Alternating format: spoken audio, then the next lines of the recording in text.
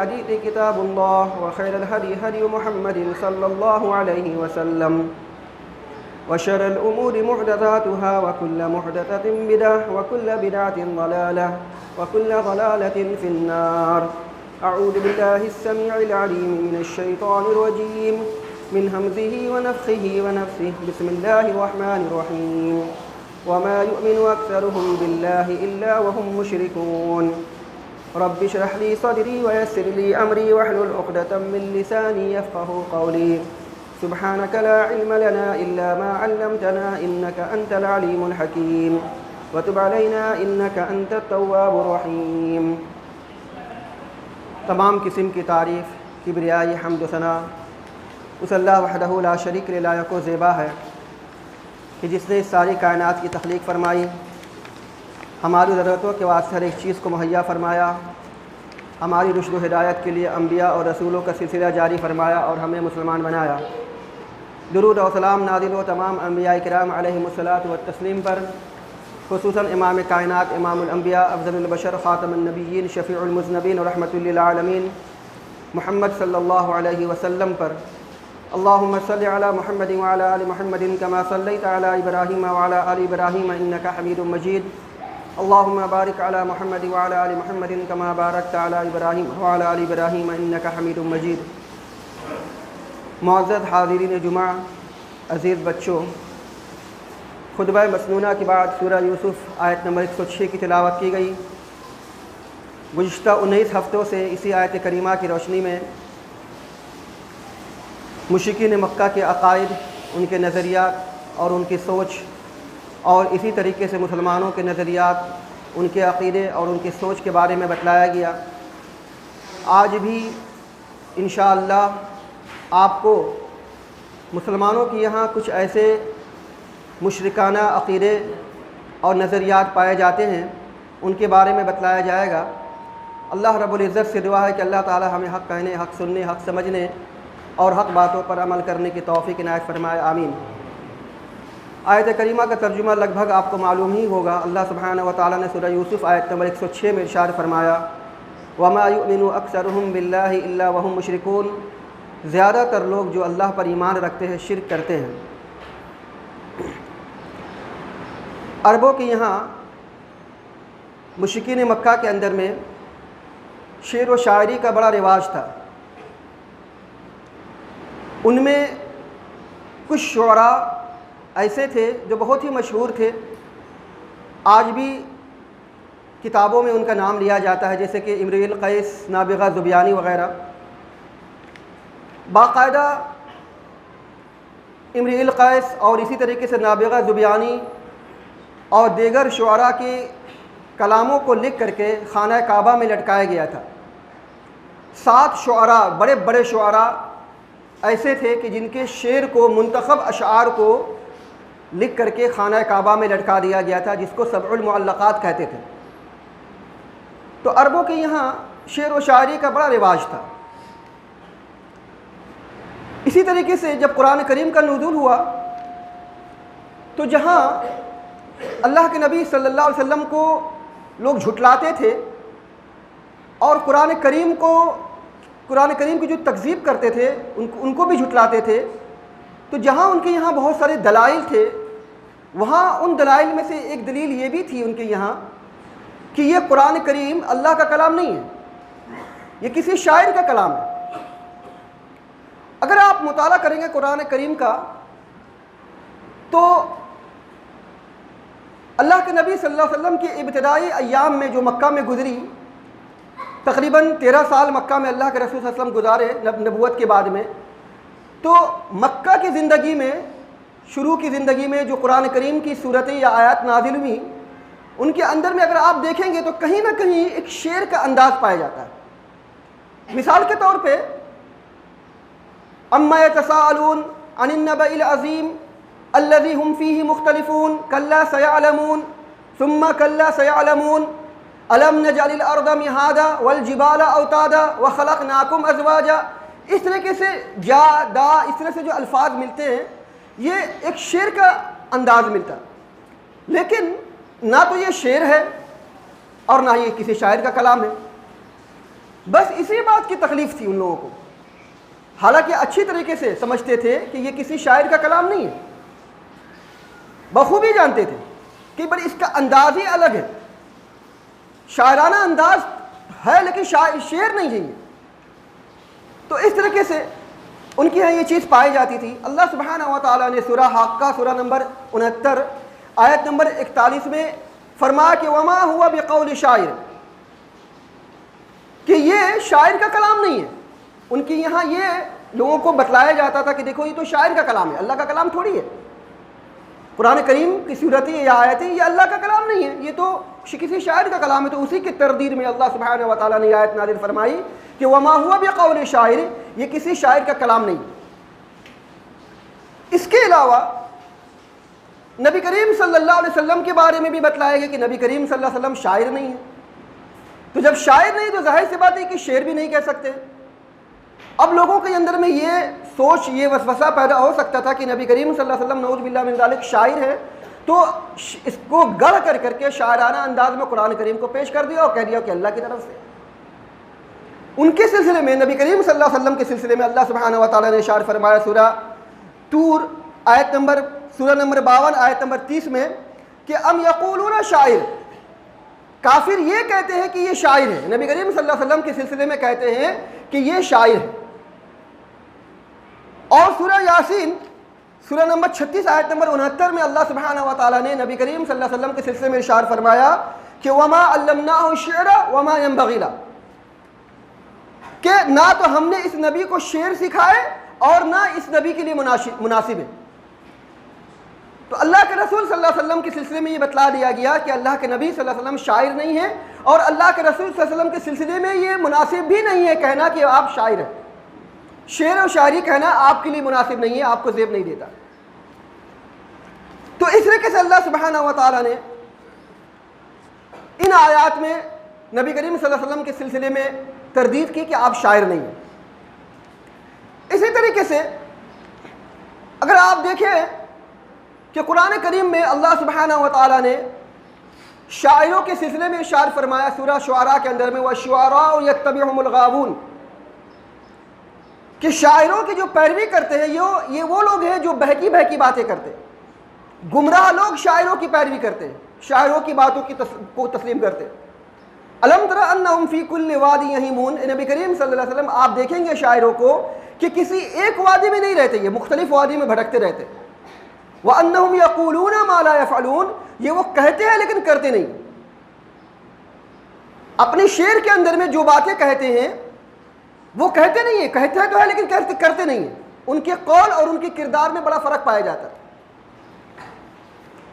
تو اس طرح سے اللہ سبحانہ و تعالیٰ نے شاعروں کے سلسلے میں بھی بتلا دیا کہ شاعری اگر ہے تو جو یہ لوگ ہیں جو اچھی باتیں تو کرتے نہیں ہیں بلکہ بہکی باتیں کرتے ہیں۔ اور اگر آپ دیکھیں گے کہ اللہ کے نبی صلی اللہ علیہ وسلم جب مدینہ میں تشریف لائے تو اس وقت حسان بن ثابت رضی اللہ تعالیٰ عنہ تھے جو شاعر اسلام تھے۔ اللہ کے نبی صلی اللہ علیہ وسلم باقاعدہ مسجد میں بیٹھاتے تھے اور ان سے شعر سنتے تھے، اور حسان بن ثابت رضی اللہ تعالیٰ عنہ ان کی اللہ کے رسول صلی اللہ علیہ وسلم کی شان میں شعر کہا کرتے تھے۔ تو یہ شعر و شاعری اسلام کے اندر میں ہے، لیکن اس وقت جب اس کے اندر میں کوئی غلو نہ پایا جائے، اللہ کی نافرمانی نہ پائی جائے، اللہ کی معصیت نہ پائی جائے۔ آپ دیکھیں گے کہ ایک مرتبہ اللہ کے نبی صلی اللہ علیہ وسلم عید الفطر کا موقع تھا، اپنے گھر پہ تشریف تھے، آرام فرما رہے تھے کہ کچھ بچیاں دف بجا رہی تھی یا گا رہی تھی، کچھ بچیاں تھیں جو گا رہی تھی اور دف بجا رہی تھی، شعر و شاعری کر رہی تھی بچیاں۔ تو شعر و شاعری کرتے کرتے ان کے الفاظ یہ تھے کہ ہم میں ایک نبی ایسا ہے کہ جو آنے والے کل کے بارے میں جانتا ہے۔ شعر کا انداز یہ تھا کہ ہمارے درمیان میں ایک ایسا نبی ہے جو آنے والے کل کے بارے میں جانتا تھا۔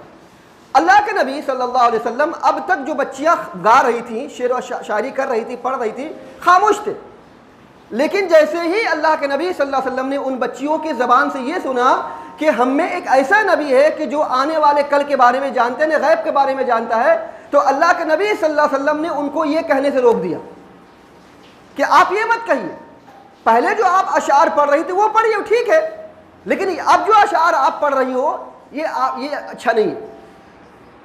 تو شعر و شاعری کے اندر میں جہاں تک اللہ کے رسول صلی اللہ علیہ وسلم کی شان میں اچھی چیز پائی جائے تو اچھی ہے، لیکن جب وہی چیز جو اللہ کے رسول صلی اللہ علیہ وسلم کی شان میں غلو پایا جائے تو وہ شعر اچھا نہیں ہوتا۔ اتفاق سے یا اتفاق کہہ لیجئے یا جان بوجھ کر کے کہہ لیجئے کہ ہمارے آج کے سماج کے اندر میں شعراء کی بھی بڑی عزت ہے، بلکہ عالموں اور فاضلوں سے زیادہ شاعروں کی بڑی عزت ہوتی ہے۔ کسی بھی محفل کی زینت یا کسی بھی محفل کو گرمانے کے لیے یا کسی محفل کو خوب اچھا بنانے کے لیے شاعروں کا بڑا عمل دخل ہوتا اور ان کو اچھے اچھے پیسے بھی دیے جاتے، بھیڑ اکٹھا کرنے کے لیے، نام کمانے کے لیے، واہی کرنے کے لیے، یا اسی طریقے سے لوگوں سے پیسے بٹورنے کے لیے کہ فلاں بڑا شاعر آ رہا ہے، لوگ پیسے دیں گے اور لوگ بھیڑ لگائیں گے۔ اب وہ شاعر صاحب آتے ہیں، محفل کو گرما دیتے ہیں، لوگ کافی بھیڑ لگا دیتے ہیں، عالموں فاضلوں کی تقریر میں لوگ اونگتے رہتے ہیں، لیکن جہاں شاعر کھڑا ہوا لوگوں کے اندر میں گرماہٹ پیدا ہو جاتی ہے۔ یہ ہمارے یہاں پایا جاتا ہے۔ چنانچہ اگر آپ دیکھیں گے تو مسلمانوں کے اندر میں جو شعر پایا جاتا ہے وہ ہے کہ تیرا کھاواں تیرا گیت گاواں یا رسول اللہ۔ اکثر آپ سنتے ہوں گے اس شعر کے اندر میں، اس نعت کے اندر میں کہا گیا کہ اے نبی کریم صلی اللہ علیہ وسلم، ہم آپ کا کھاتے ہیں اس لیے ہم آپ کی گن گاتے ہیں۔ یعنی کہا گیا ہے کہ اے رسول اللہ صلی اللہ علیہ وسلم، ہم آپ ہی کا کھاتے ہیں، آپ ہم کو کھلاتے ہیں۔ تو یہ ایک ایسا شعر ہے کہ جو اللہ کے رسول صلی اللہ علیہ وسلم کی شان کو اللہ سبحانہ و تعالیٰ کی شان سے ملا دیا گیا۔ یہ شرک ہے۔ نماز پڑھتے ہیں، روزہ رکھتے ہیں، سب کچھ کرتے ہیں، اچھے اچھے نیکیاں کرتے ہیں، عبادات کرتے ہیں، لیکن یہ شعر تیرا کھاوا تیرا گیت گاوا یا رسول اللہ، اور اس کے علاوہ اور بہت سارے اشعار پائے جاتے ہیں جس کے اندر میں بتلایا گیا کہ اے رسول اللہ صلی اللہ علیہ وسلم، ہم آپ ہی کا کھاتے۔ تو کیا نعوذ باللہ من ذالک اللہ کے نبی صلی اللہ علیہ وسلم لوگوں کو کھانا کھلاتے ہیں، لوگوں کو رزق پہنچاتے ہیں؟ آپ نے پڑھا ہوگا صحیح بخاری وغیرہ کے اندر میں کہ اللہ کے رسول صلی اللہ علیہ وسلم کے گھر کا چولہا 2 مہینے تک نہیں جلتا تھا۔ صحیح بخاری کے اندر میں ایک واقعہ ملتا ہے کہ اللہ کے نبی صلی اللہ علیہ وسلم ایک مرتبہ گھر سے باہر نکل گئے، راستے میں ابوبکر صدیق رضی اللہ تعالیٰ عنہ سے ملاقات ہوئی، کہا کہ آپ کہاں جا رہے ہیں؟ ابوبکر صدیق رضی اللہ تعالیٰ عنہ نے کہا کہ اللہ کے رسول صلی اللہ علیہ وسلم اتنی زیادہ بھوک لگی ہے کہ بھوک کی شدت کی وجہ سے گھر سے باہر نکل کے آیا، برداشت نہیں ہو رہا تھا، گھر سے باہر نکل کے آ گیا۔ اسی راستے پہ عمر بن خطاب رضی اللہ تعالیٰ عنہ بھی مل گئے کہ آپ کہاں جا رہے ہیں، آپ کی کیسے آ گئے باہر؟ کہا کہ بڑی بھوک لگی ہے، اتنی زیادہ بھوک لگی کہ برداشت نہیں ہو سکا، گھر سے باہر نکل کے آ گیا۔ اللہ کے رسول صلی اللہ علیہ وسلم خود بھوکے، اللہ کے رسول صلی اللہ علیہ وسلم کے دونوں صحابہ بھوکے، اور نعوذ باللہ من ذالک اپنے صحابہ کو بھوکا رکھ رہے ہیں۔ اللہ کے رسول صلی اللہ علیہ وسلم نہ خود کھا رہے ہیں نہ اپنے صحابہ کو کھلا رہے ہیں۔ اگر اللہ کے نبی صلی اللہ علیہ وسلم کی یہ شان ہوتی کہ آپ لوگوں کو رزق بانٹتے اور لوگوں کو کھانا کھلاتے تو خود کھانا نہیں کھاتے، اپنے گھر میں 2 مہینے چولہا نہیں جل رہا، اپنے گھر میں کھانے کا انتظام نہیں کر پا رہے۔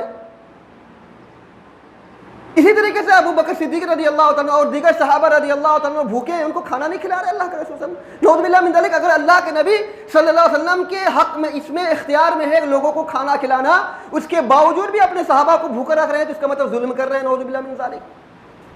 تو یہ عقیدہ شعروں کے ذریعے سے پایا جاتا ہے مسلمانوں کے یہاں کہ رسول اللہ صلی اللہ علیہ وسلم سب کو کھلاتے ہیں، پلاتے ہیں، رزق بانٹتے ہیں۔ قرآن کریم میں سورہ شعراء کے اندر میں سورہ نمبر 26 آیت نمبر 79 میں اللہ سبحانہ و تعالیٰ نے سیدنا ابراہیم علیہ الصلوۃ والتسلیم کے قول کو نقل کرتے ہوئے ارشاد فرمایا کہ والذی هو یطعمنی ویسقین، اللہ ہی وہ ذات ہے جو ہمیں کھلاتے اور ہمیں پلاتے ہیں۔ تو اللہ کی وہ ذات ہے جو دوسروں کو کھلاتی ہے اور پلاتی ہے، اس کے علاوہ اور کسی کے شان میں نہیں ہے۔ اللہ سبحانہ و تعالیٰ نے کیا ارشاد فرمایا سورہ ذاریات سورہ نمبر 51 آیت نمبر 58 کے اندر میں ان اللہ هو الرزاق، بے شک اللہ ہی وہ ذات ہے جو سب کو رزق دینے والی ہے۔ اللہ کے اختیار میں تو کسی کو کھانا کھلانا، کسی کو پلانا، کسی کو رزق دینا اللہ سبحانہ و تعالیٰ کے ذمے میں۔ وما من دابۃ فی الارض علی اللہ رزقها، کہ زمین کے اندر میں جتنے بھی چوپائے ہیں ان کے رزق کی ذمہ داری کس کے اوپر میں ہے؟ اللہ سبحانہ و تعالیٰ کے اوپر میں۔ تو اللہ ہی سبحانہ و تعالیٰ ہے جو سب کو کھلاتے ہیں پلاتے ہیں، یہاں تک کہ زمین میں جتنے بھی چوپائے پائے جاتے ہیں۔ لیکن اس شعر کے اندر میں کہا جا رہا ہے کہ تیرا کھاوا تیرا گیت گاواں یا رسول اللہ، ہمارے بچے اس کو پڑھ رہے ہیں عام طور سے۔ یا اسی طریقے سے دیکھا جائے گا کہ آج کے اندر میں، آج کی تاریخ میں مسلمانوں کے یہاں جو اشعار پائے جاتے ہیں، بچے گیت گا رہے ہیں، نوجوان گا رہے ہیں، اس شعر کے اندر میں شرکیہ عقیدہ پایا جاتا ہے۔ مثال کے طور پہ ابھی ایک نظم ہے، ابھی ایک شعر جو بہت چل رہا، بہت وائرل، بہت فیمس ہو رہا ہے، حسبی ربی جل اللہ ما فی قلبی غیر اللہ نور محمد صلی اللہ، اس طرح سے اشعار پائے جاتے ہیں۔ اکثر آپ دیکھیں گے یہاں تک کہ موبائل کے رنگ ٹون میں، کالر ٹون میں بھی پایا جاتا۔ اس کے اندر میں اللہ کے رسول صلی اللہ علیہ وسلم کو نور کہا گیا ہے، نور سے تشبیہ دی گئی ہے، اور اس کے اندر میں جو چیز پایا جاتا ہے کہ ابو جہل اللہ کے رسول صلی اللہ علیہ وسلم کے پاس میں جاتا ہے ہاتھ میں مٹھی میں کنگڑی لے کر کے، اور جا کر کے اللہ کے رسول صلی اللہ علیہ وسلم کی آزمائش میں بولتا ہے اچھا بتاؤ اگر تم محمد ہو، تم نبی ہو، تو بتلاؤ میرے مٹھی میں کیا ہے۔ اللہ کے رسول صلی اللہ علیہ وسلم بتا دے کہ تیرے مٹھی میں کیا ہے، اور جب وہ مٹھی کھولتا ہے تو اس میں پتھر نکلتا ہے، پتھر کلمہ پڑھتی ہے۔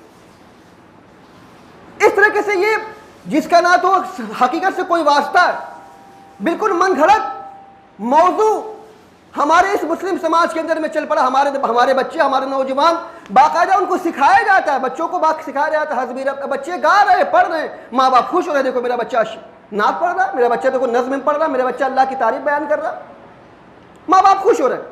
لیکن ان کو یہ نہیں پتہ چلتا ہے کہ ہم اس شعر کے اندر میں ایسے عقیدے رکھ رہے ہیں کہ جو مشرکانہ عقیدہ ہے، اور اس شعر کے اندر میں ایسی چیزیں ہیں کہ جو اللہ کے رسول صلی اللہ علیہ وسلم کی طرف گڑھا گیا ہے، منسوب کیا گیا ہے۔ تو اللہ کے واسطے شعر و شاعری اچھی چیز ہے، وہ شعر جس کے اندر میں اللہ سبحانہ و تعالیٰ کی تعریف و حمد کہتے ہیں، اور وہ شعر جس میں اللہ کے نبی صلی اللہ علیہ وسلم کی تعریف ہو اس کو نعت کہتے ہیں۔ تو آپ حمد و نعت پڑھیں، لیکن دیکھیں کہ کون سا نعت اللہ سبحانہ و تعالیٰ کی شان کے لائق ہے، کون سا نظم اللہ کے رسول صلی اللہ علیہ وسلم کی شان کے لائق، کیسے ہوتا ہے، غلو تو نہیں ہوا جا رہا، اور اس کے اندر میں کوئی موضوع اور من گھڑت باتیں تو نہیں ہیں۔ تو بہت ہی سوچ سمجھ کر کے اس چیز کو دیکھیے۔ اور اکثر ہمارے نوجوان بھائیوں سے ہم گزارش کریں گے کہ ان کی یہاں ایک کالر ٹیون پایا جاتا ہے، یہ اشعار حسبی ربی جل اللہ، اور اس طرح سے اور بھی شعر پایا جاتا ہے۔ تو اللہ کے واسطے ان سب چیزوں سے گریز کرنے کی کوشش کی۔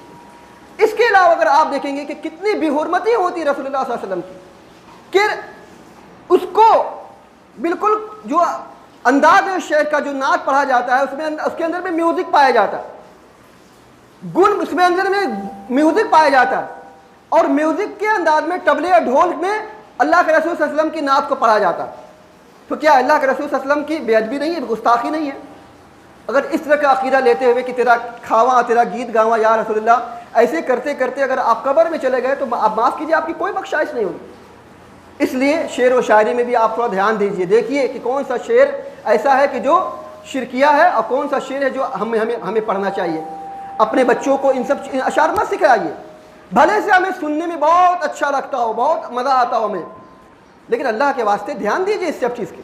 ہمارے مسلم معاشرے کے اندر بھی یہ عام طور پہ پایا جاتا ہے، عام طور پہ پایا جاتا ہے۔ تو اس طرح سے جو ہے سب سے پہلی بات تو یہ کہ قرآن کریم کو رواج دیجیے، قرآن کریم کی آیات سنیے، ان کے تراجم سنیے، ان کے تفاسیر سنیے، قرآن کریم کو پڑھیے، مطالعہ کیجیے، ان پہ غور و فکر کیجیے۔ عام طور پہ دیکھا جاتا ہے رمضان کے اندر میں دکانوں میں، مکانوں میں، اور اسی طرح فیکٹری کارخانے وغیرہ میں لوگ کیا کرتے ہیں، قوالی لگا دیتے ہیں، اس میں طبلے بج رہے ہیں، ڈھول بج رہے ہیں، اور اس میں ایسے چیزیں پائی جاتی ہیں نعوذ باللہ من ذالک جس کا حقیقت سے کوئی واسطہ نہیں ہے، کوئی واسطہ نہیں، نہ تو قرآن کریم کی آیات بج رہی ہیں، نہ تو قرآن کریم کے تراجم ہو رہے ہیں، نہ تو تفاسیر ہو رہی ہیں، نہ کسی اچھے عالم کی تقریر چل رہی ہے، بلکہ وہی ڈھول طبلہ چل رہا ہے جیسے کہ عام دنوں میں پایا جاتا، جیسے گانوں میں پایا جاتا ہے۔ گانوں میں ڈھول طبلہ تو صحیح نہیں ہے، لیکن وہی چیز اگر ہمارے اشعار میں پایا جائے تو جائز کیسے ہو جاتا؟ تو اللہ کے واسطے ان سب چیزوں سے گریز کرنے کی کوشش کیجیے، اپنے بچوں کو بچانے کی کوشش کیجیے۔ اس کے علاوہ اور یہ بھی ہے کہ ہم مسلمانوں کی یہاں جو چیز پائی جاتی ہے شرکیہ، وہ ہم آپ کو بتلانا چاہتے ہیں، اور آپ کو جو بتلایا گیا گزشتہ جو 19 ہفتوں سے، یہ وہ چیزیں ہیں، یہ وہ بنیادی چیزیں ہیں جو ہم مسلمانوں کے اندر میں پائی جاتی ہیں، مسلمانوں کے اندر میں پائی جاتی ہیں۔ جو مشاہدے میں آتی ہیں، ورنہ اور بہت ساری چیزیں ہیں جو مشاہدے میں نظر نہیں آتی، حالانکہ وہ شرک ہوتی۔ ہماری اور آپ کی ذمہ داری بنتی ہے کہ ہم ان کی نشاندہی کریں، ان پہ غور و فکر کریں، علماء سے رجوع کریں اور پوچھیں کہ کہیں ایسا تو نہیں کہ یہ شرکیہ ہے، یہ شرکیہ عقائد میں سے ہیں۔ اگر آپ نے جان بوجھ کر کے یا انجانے میں ان شرکیہ عقائد کو اپنایا تو آپ کے سارے اعمال برباد ہو جائیں گے۔ اسی طریقے سے دیکھیے کہ نماز اسلام کا توحید کے بعد سب سے اہم اور بنیادی فریضہ ہے۔ قرآن کریم میں جب آپ کا مطالعہ آپ کریں گے تو آپ کو پتہ چلے گا کہ اللہ سبحانہ و تعالیٰ نے کئی مقامات پر ایمان باللہ اور ایمان بالغیب کے ساتھ ساتھ فوراً نماز کے قائم کرنے کا ذکر کی فرمایا۔ چنانچہ سورہ آپ دیکھیں سورہ بقرہ سورہ نمبر 2 آیت نمبر 3 میں اللہ سبحانہ و تعالیٰ نے مومنوں کی جو صفت بیان کی کہ مومن کون ہوتے، اللہ کے ولی کون ہوتے، اللہ کے دوست کون ہوتے، حقیقی معنوں میں اسلام کو ماننے والا، اسلام کو فالو کرنے والا کون ہوتا ہے۔ اللہ سبحانہ و تعالیٰ نے ارشاد فرمایا الذین یؤمنون بالغیب ویقیمون الصلاۃ، جو غیب پر ایمان رکھتے ہیں اور نماز کو قائم کرتے ہیں۔ تو ایمان اور اقامت الصلاۃ یہ دو اہم بنیادی چیزیں، توحید کے بعد سب سے بنیادی چیز اسلام کے اندر میں ہے وہ نماز ہے۔ سب سے پہلے ایمان توحید کے بعد میں سب سے پہلے بنیادی جو چیز ہے وہ نماز ہے۔ چنانچہ نبی کریم صلی اللہ علیہ وسلم نے صحیح بخاری حدیث نمبر 8 میں ارشاد فرمایا شہادت اللہ الہ الا اللہ بنی الاسلام علی خمس، اسلام کی بنیاد 5 چیزوں پر ہے۔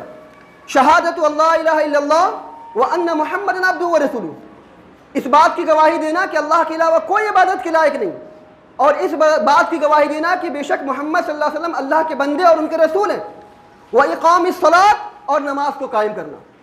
تو اس حدیث کے اندر میں بھی اللہ کے رسول صلی اللہ علیہ وسلم نے توحید کے بعد سب سے بنیادی اور سب سے اہم فریضہ جو ذکر کیا وہ نماز ہے، وہ نماز ہے۔ اسی طریقے سے جب اللہ کے نبی صلی اللہ علیہ وسلم نے معاذ بن جبل رضی اللہ تعالیٰ عنہ کو یمن بھیجا تو ان کو یہ وصیت کی کہ دیکھو تم جا رہے ہو یمن کے اندر میں، تو ان کو سب سے پہلے توحید کی دعوت دینا، سب سے پہلے توحید کی دعوت دینا۔ جب وہ لوگ توحید کی دعوت کو قبول کر لیں تو اس کے بعد ان کو نماز کی تعلیم دینا، اس کے بعد ان کو نماز کی تعلیم دینا۔ تو اس حدیث کے اندر میں بھی اللہ کے رسول صلی اللہ علیہ وسلم نے معاذ بن جبل رضی اللہ تعالیٰ عنہ کو وصیت کرتے ہوئے فرمایا کہ توحید کے بعد سب سے اہم اور بنیادی فریضہ جو ہے وہ نماز ہے، نماز ہے۔ لیکن افسوس کے ساتھ ہمیں یہ کہنا پڑتا ہے کہ ہمارے اندر میں توحید تو پایا جاتا ہے، ہم توحید کا ڈنکا تو بجاتے ہیں، اپنے آپ کو موحد کہتے ہیں، اپنے آپ کو شرک سے بیزار کرنے والا سمجھتے ہیں، اپنے آپ کو سلف صالحین کے ماننے والے سمجھتے ہیں، لیکن اس کے باوجود بھی ہماری زندگی میں دور دور دور تک نماز کا واسطہ نہیں ہے، نماز نہیں پائی جاتی ہماری زندگی میں۔ اب ہم لوگ جان بوجھ کر کے نماز چھوڑ دے رہے ہیں۔ نماز اسلام کا سب سے بنیادی اہم فریضہ، اور نماز یہ کہ ایسی چیز ہے کہ جس کے سلسلے میں اللہ سبحانہ و تعالیٰ نے ارشاد فرمایا کہ جو آدمی نماز کو چھوڑ دیتا ہے وہ شرک کرتا ہے۔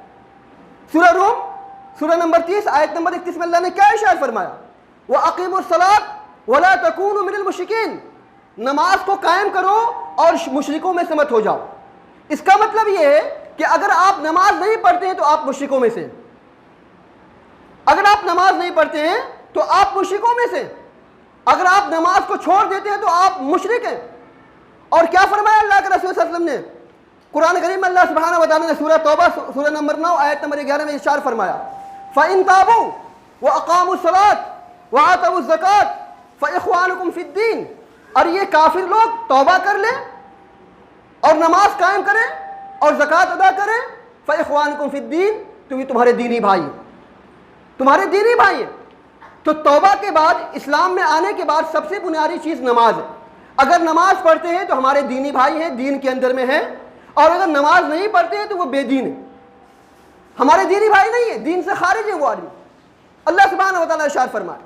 اسی طریقے سے مشکات المصابیح صحیح مسلم کے حوالے سے حدیث نمبر 569 میں اللہ کے رسول صلی اللہ علیہ وسلم نے ارشاد فرمایا کہ بندے، مومن بندے اور کفر کے درمیان جو فرق ہے یہ نماز کا ترک کرنا، یعنی اسلام مومن بندے اور کافروں کے درمیان میں جو چیزیں ہیں وہ نماز ہے۔ نماز اگر آپ نے چھوڑ دیا تو آپ کافر ہیں، اگر آپ نے نماز کو قائم کیا تو آپ مومن ہیں، ایمان والے ہیں۔ صحیح مسلم کے حوالے سے مشکات المصابیح میں یہ حدیث ذکر کیا گیا۔ اس کے علاوہ اللہ کے رسول صلی اللہ علیہ وسلم نے ارشاد فرمایا، صاف طور سے ارشاد فرمایا، مشکات المصابیح حدیث نمبر 574، مسند احمد، ترمذی اور سنن ابن ماجہ کے حوالے سے صحیح درجے کی روایت میں ہے، اللہ کے رسول صلی اللہ علیہ وسلم نے ارشاد فرمایا فمن ترکھا فقد کفر، جس نے نماز کو چھوڑ دیا اس نے کفر کیا، جس نے نماز کو چھوڑ دیا اس نے کفر کیا۔ آج ہماری زندگی میں دور دور تک نماز کا واسطہ نہیں ہے، ہم اپنے آپ کو موحد کہتے ہیں، اپنے آپ کو ایمان والے کہتے ہیں، اپنے آپ کو مسلمان کہتے ہیں۔ کتنے ایسے لوگ ہیں جنہوں نے مسجد کا رخ تک نہیں کیا، قبر میں چلے جاتے ہیں، وہ ایک وقت کی نماز بھی نہیں پڑھی، قبر میں چلے جاتے ہیں۔ ان کی بخشائش ہوگی کہ نہیں ہوگی اللہ کو معلوم ہے، ہم اس کے بارے میں کوئی کمنٹس نہیں کرنا چاہتے، لیکن ہم اللہ کے رسول صلی اللہ علیہ وسلم کی حدیث اور اللہ سبحانہ و تعالیٰ کے قرآن کریم کی آیات کے حوالے سے آپ کو یہ بتلانا چاہتے ہیں کہ اللہ کے رسول صلی اللہ علیہ وسلم صاف طور سے فرما دے فمن ترکھا فقد کفر، جس نے نماز کو چھوڑ دیا اس نے کفر کیا۔ اب آپ دیکھ لیجئے کیسے آپ ایمان والے، کیسے مسلمان ہیں۔ اس کے بارے میں، نماز کے بارے میں جو صحابہ کا کیا تصور پایا جاتا تھا، نماز کے بارے میں صحابہ کا کیا نظریہ پایا جاتا تھا، ان کی یہاں کون کیا کانسیپٹ پایا جاتا ہے۔ چنانچہ مشکات المصابیح میں حدیث نمبر 579 میں صحیح ترمذی کے حوالے سے یہ بات ہے کہ عبداللہ بن شفیق جو کہ ایک تابعی ہیں رحمۃ اللہ علیہ، وہ فرماتے ہیں کہ رسول اللہ صلی اللہ علیہ وسلم کے صحابہ اعمال میں سے صرف ترک نماز کو کفر تصور کیا کرتے تھے۔ صحابہ کے درمیان میں یہ کانسیپٹ تھا کہ اعمال میں سے جو عمل ہے نماز، اگر کوئی آدمی نماز کو چھوڑ دیتا ہے تو وہ سمجھتے تھے کہ وہ آدمی کافر ہے۔ صرف ترک نماز کو، نماز کے چھوڑ دینے کو وہ لوگ کفر سمجھتے تھے صحابہ کرام رضی اللہ عنہ، یہ ان کا کانسیپٹ تھا، یہ ان کا تصور پایا جاتا تھا۔ تو آج بھی ہمارے یہاں مسلمانوں کے اندر میں نماز کے یہاں دور دور تک ان کا پتہ نہیں ہے۔ ہمارے مائیں بہنیں گھروں میں ٹی وی دیکھ رہی ہیں، سیریل دیکھ رہی ہیں، اذان کے لیے بس تھوڑے دیر کے لیے بند کر دیا، اذان کے بعد اذان ختم، ٹی وی پھر چالو، نماز کا وقت چلا جا رہا ہے، کوئی پرواہ نہیں ہے، کسی کو کوئی پرواہ نہیں کہ ہم نے اللہ کے آگے سر نہیں جھکایا ایک وقت بھی، کسی کو کوئی پریشانی نہیں ہو رہی۔ پڑھے بغیر، نماز پڑھے بغیر سو جا رہے ہیں، نماز پڑھے بغیر اٹھ جا رہے ہیں، اللہ ان کو زندگی دے رہا، اٹھ جا رہے ہیں، کوئی پریشانی نہیں ہوئی کہ ہم سے نماز قضا ہو گئی، ہم سے نماز چھوٹ گئی۔ تو یہ کیا چیز ہے؟ جان بوجھ کر کے کوئی اگر آدمی نماز چھوڑ دے رہا ہے، یہ کیا ہے یہ؟ اور اس کے علاوہ اگر آپ دیکھیں گے سلف صالحین کی یہاں جو پایا جاتا بے نمازی کا تصور، اور بے نمازی کو کوئی تو کہتے ہیں کہ بے نمازی کو قتل کر دینا چاہیے، بے نمازی کو قتل کر دینا چاہیے، بلکہ یہاں تک تو کہا گیا شیخ عبد القادر جیلانی رحمۃ اللہ علیہ کہ یہاں کہ جو آدمی نماز نہ پڑھے اور بے نمازی ہو کر کے مر جائے، اس کو مسلمانوں کے قبرستان میں دفن مت کیا جائے، اس پر نماز جنازہ نہ پڑھی جائے۔ یہ ان کے آج بھی دیکھ لیجیے، لوگ ان کے نام کا مرغا کاٹ رہے ہیں، لوگ ان کے نام کا فاتحہ کریں، لیکن نماز کا دور تک پتہ نہیں ہے۔ ان کے ماننے والے اپنے آپ کو قادری کہتے ہیں اور اپنے آپ کو ان کا مرید بتلاتے ہیں، ان مریدوں کا یہ حال ہے کہ ان کے نام کا فاتحہ تو پڑھتے ہیں، ان کے نام پر چادریں تو چڑھاتے ہیں، مرغا تو کھا لیتے ہیں، لیکن نماز کا دور کا پتہ نہیں، میٹھا میٹھا ہپ ہپ، کڑوا کڑوا تھو تھو، یہ ان کے یہاں پایا جاتا ہے۔ تو ان کے یہاں تو چھوڑ دیجیے، اپنے آپ کو گریبان جھانکیے، اپنے آپ کو دیکھیے کہ ہمارے یہاں نماز کا تصور ہے کہ نہیں ہے، ہماری زندگی میں نماز ہے کہ نہیں ہے۔ قرآن کریم میں اور اللہ کے رسول صلی اللہ علیہ وسلم نے بہت سارے مقامات پر ارشاد فرمایا، آپ کو چند حدیثیں آپ کو بیان کی گئی، ورنہ بہت ساری حدیثیں نماز کے سلسلے میں، جب آپ ان کا مطالعہ کریں گے تو آپ کو پتہ چلے گا۔ تو اللہ کے واسطے نماز کو قائم کیجیے، نماز کو قائم کیجیے۔ نماز اگر آپ کی زندگی میں ہے تو صحیح معنوں میں، حقیقی معنوں میں اگر آپ مسلمان ہیں، لیکن آپ کی زندگی میں نماز نہیں پائی جا رہی ہے اور اپنے آپ کو موحد مسلمان کہہ رہے ہیں، تو معاف کیجیے گا کہ آپ کی توحید اور آپ کا ایمان اور آپ کا دین مشکوک ہے، آپ کا دین مشکوک ہے۔ اس کے علاوہ آپ دیکھ لیجیے، ابھی کل کے اخبار میں ہم نے پڑھا کہ کسی شیعہ عالم نے غالباً انہوں نے کہا کہ جو آدمی نماز نہ پڑھتا ہو اس کا سر قلم کر دینا چاہیے، اسلام کے اندر میں یہ سزا ہونی چاہیے۔ اب آپ بتائیے کہ بے نمازی کے بارے میں اتنے سارے کامنٹس آ رہے ہیں، اتنے سارے بے نمازی کے بارے میں اتنی ساری باتیں کی۔ ایک تابعی نے کیا فرمایا رحمۃ اللہ علیہ نے کہ اس سے بڑی بات اور کیا ہو سکتی ہے کہ بے نمازی کے بارے میں صحابہ کرام کے اور سلف صالحین کے، تابعین کے، تبع تابعین کے اتنے سارے اقوال ملتے ہیں جو ان کے حق میں اچھی بات نہیں ہے۔ کوئی ان کو کافر گردانتا ہے، کوئی ان کو دین سے باہر کر دیتا ہے، کوئی ان کو قتل کر دینے کے لیے کو واجب سمجھتا ہے، کوئی کہتا ہے کہ ان کو جلا دیا جائے، کوئی کہتا ہے ان کے مال کو ہڑپ لیا جائے، کوئی کہتا ہے ان کے گھروں میں ان کو زنجیروں سے باندھ دیا جائے۔ یہاں تک کہ اب آپ جب دیکھیں گے تو اسی دلی کے اندر میں کئی لوگوں کو اس وقت کے نادر شاہ بادشاہ نے قتل کر دیا تھا، اس وجہ سے کہ ان کو نماز کی دعوت دی گئی تھی، نماز کی طرف نہیں آئے تھے، ان کو قتل کر دیا گیا تھا۔ تو اتنے سارے کامنٹس، اتنے سارے اعتراض پائے جاتے ہیں ان لوگوں کے حق میں کہ جو نماز نہیں پڑھتے۔ تو اللہ کے واسطے اپنی زندگی میں نماز کو لائیے۔ آپ کی زندگی میں نماز ہوگی تو آپ حقیقی معنوں میں مسلمان ہوں گے۔ آپ کا توحید کا تقاضا کیا ہے؟ نماز کو قائم کرنا۔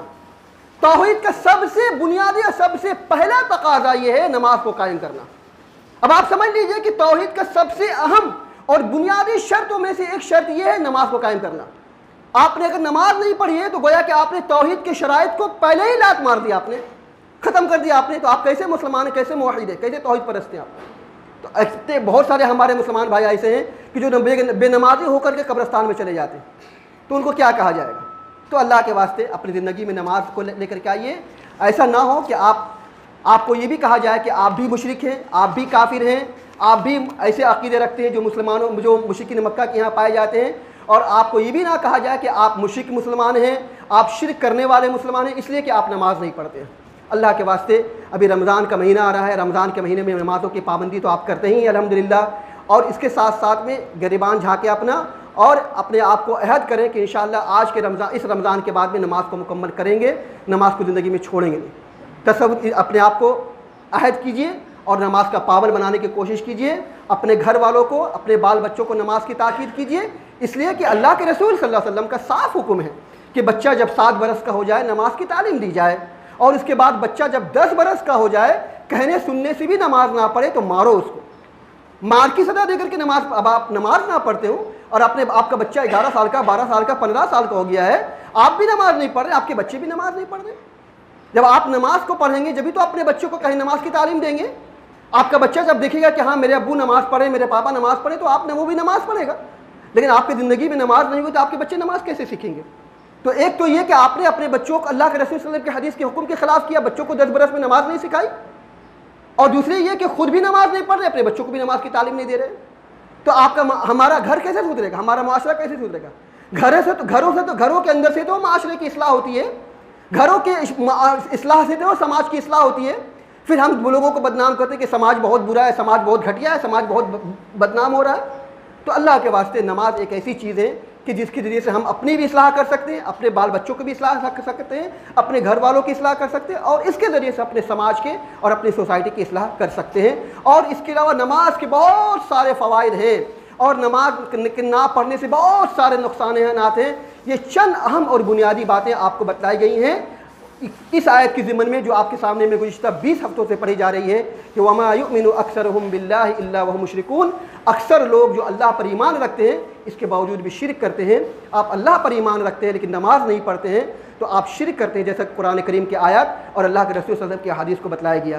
اللہ سبحانہ و تعالیٰ سے دعا ہے اللہ سبحانہ و تعالیٰ ہم سبوں کو نماز کو قائم کرنے کی توفیق عطا فرمائے۔ اللہ العالمین ہم تمام مسلمانوں کو سچے دل سے توبہ کرنے کی توفیق عطا فرمائے۔ اللہ العالمین ہم تمام مسلمانوں کو مشرکانہ عقیدہ اور مشرکانہ نظریات سے بچنے کی توفیق عطا فرمائے۔ اللہ العالمین ہم میں جو بیمار ہیں انہیں شفائے کاملہ عاجلہ عطا فرما، جو پریشان حال ہیں ان کی پریشانی کو دور فرما۔ اللہ العالمین ہمارے مساجد اور ہمارے مدارس کی حفاظت فرما۔ اللہ العالمین ہمارے علماء کی حفاظت فرما۔ اللہ العالمین ہمارے بچے اور بچیوں کی حفاظت فرما۔ اللہ العالمین جو بچے امتحانات میں دے رہے ہیں اللہ العالمین تو ان کے جائز مقاصد میں کامیابی عطا فرما۔ اللہ العالمین جو اپنے بچے اور بچیوں کے رشتوں کے تعلق سے پریشان ہیں اللہ العالمین تو ان سب کی مدد فرما۔ اللہ العالمین جو قرض دار ہیں انہیں اپنے اسباب سے قرضہ ادا کرنے کی توفیق عطا فرما۔ اللہ العالمین جب تک ہم جئیں کتاب اللہ اور سنت رسول اللہ صلی اللہ علیہ وسلم پر عمل کرتے ہوئے جئیں، اور جب ہمارا خاتمہ ہو انہی دونوں پر عمل کرتے ہوئے ہمارا خاتمہ ہو۔ اقول قولی ھذا واستغفر اللہ لی ولکم ولسائر المسلمین وآخر دعوانا الحمد للہ رب العالمین۔